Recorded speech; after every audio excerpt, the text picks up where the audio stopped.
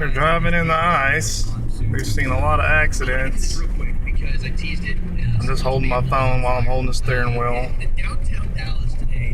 But earlier there was ice blocks like that one, but much bigger.